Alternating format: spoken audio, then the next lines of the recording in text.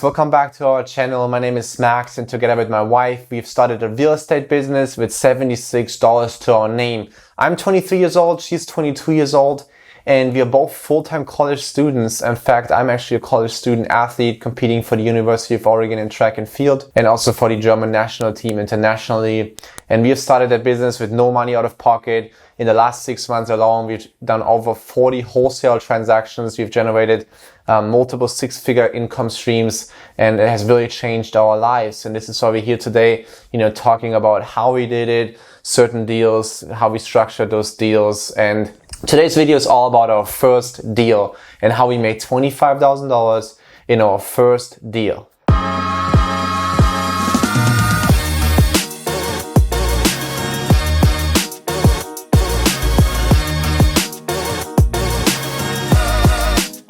Alright guys, yeah, it's right. We made $25,000 in our first deal, and for those of you that have not watched our introduction video, there's going to be a link below, but I'm also giving you guys a quick recap. So we started a business while being, like I mentioned, full-time students and doing COVID with $76 to our name. We maxed out Kaitlin's credit card, had a $3,000 credit limit. We sent out mailings, we got our stuff under contract, and we've made $25,000 in our first deal after a couple weeks. And I'm going to show you guys talk about how we did it step by step, so you guys get an understanding of how easy it is and how simple it is for you guys to do those things as well. So the first thing we did initially, and we have already done a video about the processes and how we started our businesses, but we were just researching areas with a lot of demand. So especially during COVID, there was a lot of migration from people moving out of the bigger areas, out of the bigger cities into the suburban areas. So we're looking for those areas with a lot of demand, a shortage in housing, and a lot of land, just vacant land available.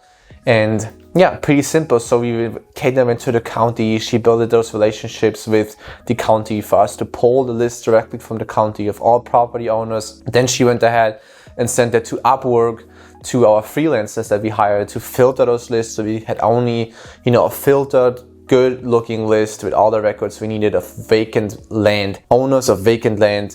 For our first mailing, actually, we sent out only vacant land record. We sent out a mailing to vacant land owners that were living out of state. We didn't have enough money to send out a whole campaign to everyone on that record, so we had to filter it out even farther, but it worked out. Initially we pulled that list, like I said, we filtered it, we had that list ready. Then we started writing those letters that we had prepared to send out to those property owners to initiate and show them, hey, we're interested in buying your property, reach out to us if you're interested as well. And then we found a mailing house to send those ones out to us. We sent a couple thousand letters out. And yeah, we had people calling us. So the first deal we actually got under contract, we had quite a lot of people, talk to us, wanted to see what is our offer already. Some people have already listed a property with realtors. But that guy was actually living out of state. He just got that property inherited a couple years ago. His parents passed away. He was living on the other side of the United States. So we are here in Oregon, so he was living in Virginia. And so obviously he had no use for that property. He has never seen that property. And he said, you know what, I own this property. I pay taxes on it. I recently just lost my job during COVID. I need $25,000 for this property. Can you guys do it? And so we looked at that property, and just looking at the comps, it was right on the ocean front, nice area. You had direct view to the Pacific coast here on the Oregon coast. And market value for that property was around $90,000. Just based on the comps that recently sold in the last 12 months and a similar size in that 1 to 5 mile radius, we're selling for $90,000. So it was our first deal. We didn't really want to put it out there for $90,000 and wait, so we were kind of like also in a distressed situation. We had to sell them quickly in order to make a quick profit, because we utilized our full credit card, even though it was only $3,000, but we also didn't want to destroy our credit, so we had to make those deals quickly in order to pay our credit back, in order to have money available for next month's rent, because we were in a distressed situation ourselves, so we had to figure something out. So initially we decided, how about we put it out there in the market for $50,000, right? It was a $40,000 discount, but for us it was still $25,000 profit if we could have sold that property. And luckily it worked out. So we were putting it out there for $50,000, and people were calling us nonstop. Obviously, there was a high demand. This property was extremely cheap. People were calling us basically like, hey guys, what's wrong with that property? Why is it so cheap, right? And there was nothing wrong with that property. I guess we totally underpriced that property. But once we put it out there on the market for $50,000, you don't want to increase the value to $70,000 or $80,000 because it doesn't look good. Usually you go up a little higher and decrease the value to show, okay, I'm dropping the price. So there was no way back for us. We put it out there for $50,000. We had a lot of people reach out to us being interested in obviously taking a look at the property. So the initial contract we had with the owner, just for you guys a recap, was a contract that gave us the right to assign the property over to a third party. It gave us the exclusive right to buy this property. For this property, we had around 4 or 5 months actually in the closing period for us to do our due diligence, to do everything we need to do in order to close. So it wasn't a 30-day closing. We gave us time. Obviously during COVID, there was a lot of things happening. So we had that excuse of why do we need to, extend it to 5 months for us to close the property. Obviously it didn't take us that long, but it was just giving us that right to it. We had that right to advertise the property. We put all those things in the contract and the owner was reading it. He said it's all fine. All I need is, $25,000. We always tell them, we're planning on buying that property, but if we cannot buy it, if we don't find the funds or if we don't get approved for funds or something like that, then we can at least also help you to wholesale the property and help you to find somebody who can step in. So we are direct with the people that we work with, so they know, this might be the situation, and this is why they're signing a contract that says that we have the right to assign the property over to somebody. And that's what we did. We put it out there on the market. We drove out there. We took pictures of that property. We built an advertisement sheet. We put it out on the market. We had people reach out to us.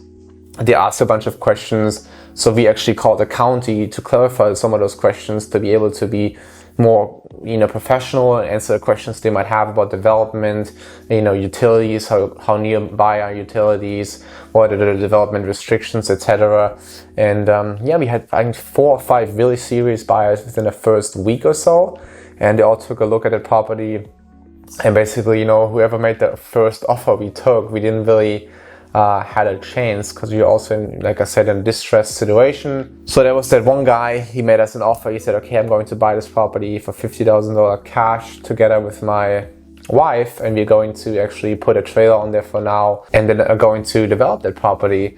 So I was like, all right, perfect, sounds fine to me. So they went out there, we met them there, we took a look at the property, we talked about it. I told them that we currently have it in a contract.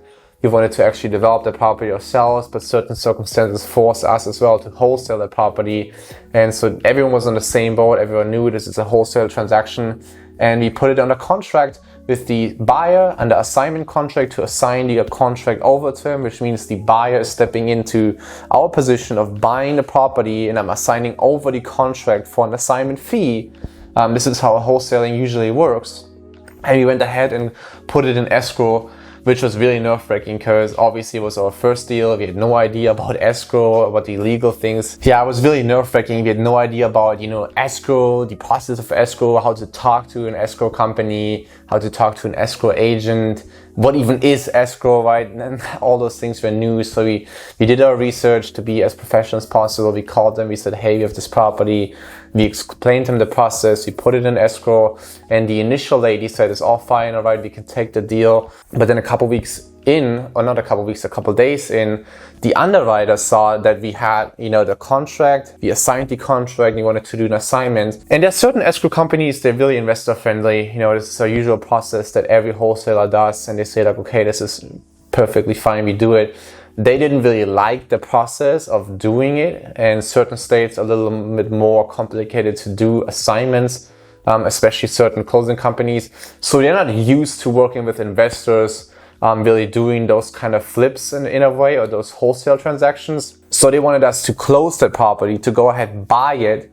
Once we own it, open another escrow the next day and sell it.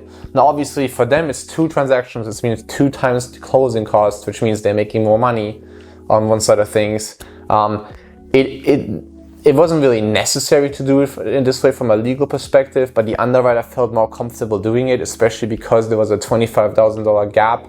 And later on we realized that if we have the owners actually sign and buyer's acknowledgement where they acknowledge they're selling the property for under market value, and they know that we reselling the property, then it's a lot easier to do those kind of transactions where you make such big profit.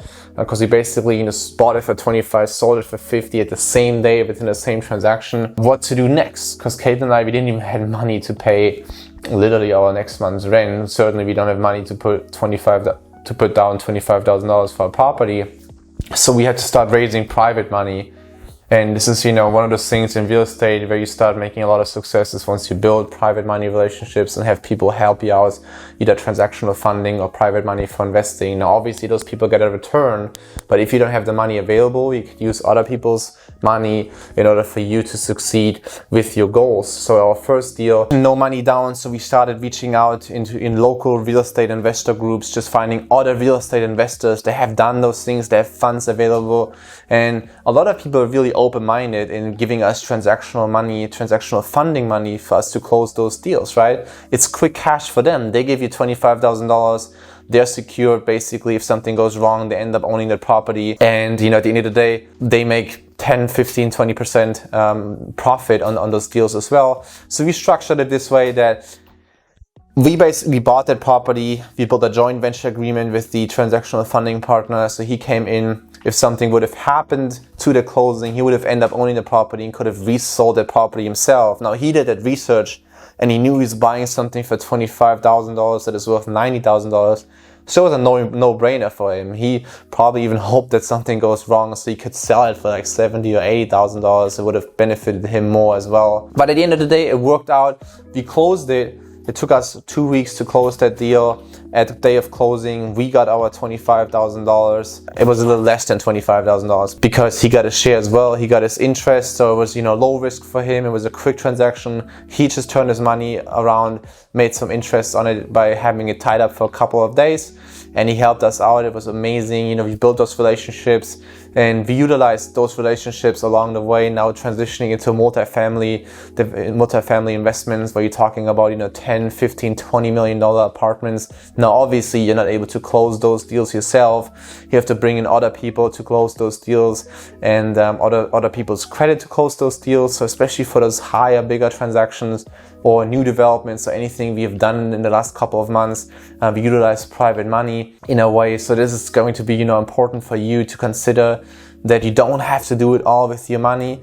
As long as you find good deals and you structure them the right way, you give those people that help you control, security, low risk, high return, that people are really likely to help you out because it is easy for them. The return is a lot higher than just going into stocks where you might make 1 or 2% interest. Investing in real estate has the security of the asset, the return is higher, and everyone who's already interested in real estate is highly motivated if they don't find those deals themselves. And this is how we structured our first deal. We took that $25,000, we reinvested it all. Again, 100% risk because we initially started our business with 100% risk, so why not keep doing it? So we took that money and just reinvested it in mailing because we realized, oh shoot, this is really working, right? We can do this again. The first one, and this is something for you guys too, the first deal is the most critical deal. Once you've done the first one, it works. You can prove yourself, your friends, your wife, your family, whoever is not believing in you that this is working and I'm going to show you guys that I can do it again. And then the second and the third one are critical to prove that the first one wasn't just an accident and this is actually working. And so we decided, okay, if it works once, why doesn't it work 2 or 3 times more? So we started reinvesting it and obviously have done a lot of those transactions the same way. Now, we haven't always used the private money portion. That was actually a really unique deal, even though it was our first deal. After those ones, we had built better relationships with closing companies. We went into different areas, found investor-friendly closing companies. So we just took the assignment contract structure. So we didn't even bring in private money to close some of those deals. We had to just assign them and basically wait until it's closed to get paid. But there's so many ways of, how you can structure a deal. You always have to be creative and think about, ways of how you can structure it if there's certain obstacles. But like you guys see, it was pretty simple. We just took the phone, we talked to somebody who wanted to sell their property, we made them an offer, we found a buyer, we structured the closing for them, we put everything together, found, in this case, an investor who helped us. And yeah, it's simple like that. So if you guys want to see more of these videos where we, talk about step by step on how we evaluate deals, how we get them under contract, how we sell them, then just, subscribe to our channel, hit that like button, let us know that you like those videos, let us know in the comments below if there's anything else you guys want me to talk about more in detail for upcoming videos. And I appreciate you guys, being here, supporting us. Kate and I really appreciate you guys, and we are looking forward to doing some more videos for you guys soon. Thank you so much and stay tuned for the next videos.